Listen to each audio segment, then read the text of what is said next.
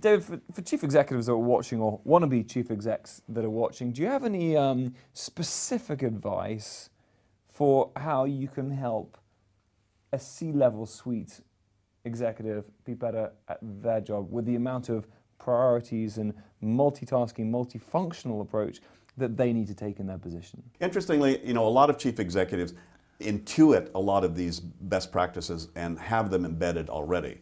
The best chief executives I know are to some degree made of Teflon.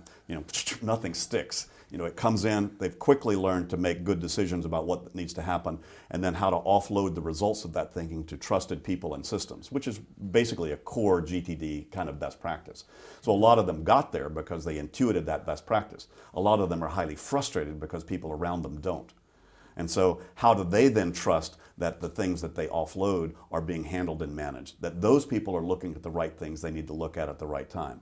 And each one of us, some chief executives say, look, I've made it, I don't need to go any further. And some chief executives who are into lifelong learning are constantly looking for how can I get an edge? How am I able to do this more? So all the chief executives that I've coached who've been interested in me coming in to work with them all have significant improvement opportunities, but they're little fine-tunes. But oftentimes those little fine-tunes can make a huge difference. The ability to be able to get a little bit more freedom in their mind, to have a little bit more creative time to be thinking strategically, or the ability also to be able to then multitask. Oftentimes when somebody has especially graduated into the CEO level, as opposed to being a little more mono-focused on an area of responsibility, now they have to see across a much broader swath of things and to be able to keep their finger and pulse on a much broader horizon around there. And sometimes their systems need to be upgraded to be able to manage that new level.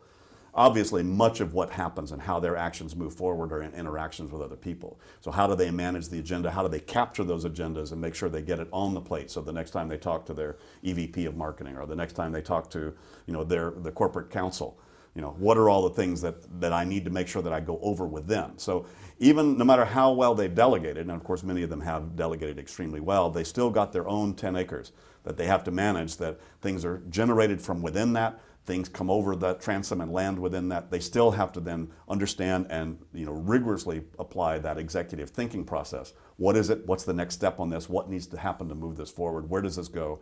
And oftentimes understanding, being able to step back and see that view is a very, very critical thing to do, to build in that weekly review for a CEO, where they're backing off and thinking at a different level, because oftentimes that's where they'll make their biggest mistakes, is they lose perspective on what they need to keep taking into consideration as they're making those kinds of decisions. So anything that can support being able to handle the mundane things that they still are going to have to handle, and many times they'd rather handle better.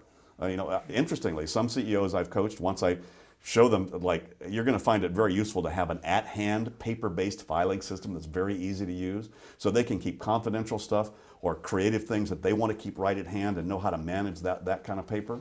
Interesting, because many times CEOs, especially if they're moving up to the next level, where they're thinking about moving on to the next level of game, even perhaps semi-retiring and then being on 3 different boards and getting into some of the more creative projects and doing more things for NGOs or whatever they're thinking about doing, they then need to upgrade sometimes their own personal systems to manage that, because they don't have necessarily a lot of staff that are going to help them manage that. So it's very different, as you can tell, with each person. It's going to be almost as unique. That's the nice thing about GTD, is it wraps itself around the individual very uniquely.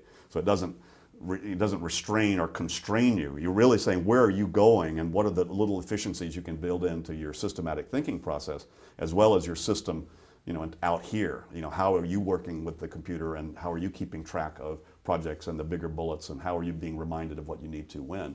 And all that just can oftentimes be improved and shorn up, but it's really a fine-tuning. David, you've coached a lot of CEOs personally on productivity and focusing mechanisms. So is there a reoccurring pattern or error or weakness area in across the CEOs that you've actually worked with that maybe you can give us now just one piece of advice that may answer a reoccurring issue amongst that specific function? Oh, that's a really good question, and I wish I had a really good, simple answer. It's so unique. Each person is so unique about that. Ultimately, I fall back on the basic keys, about GTD to begin with, which is keeping, as the psychologists call it, distributed cognition. Keep it out of your head.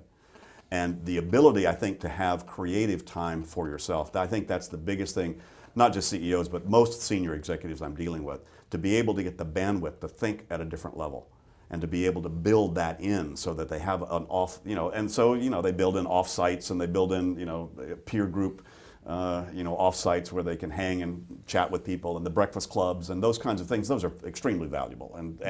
But it's nice to be able to build that in as a systematic process even for yourself.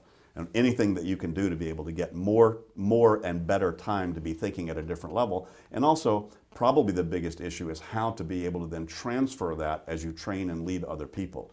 In other words, how do I also help them and assist them in being able to step up to the plate with those kind of executive skills? So, those are all fairly common things that cut across the board.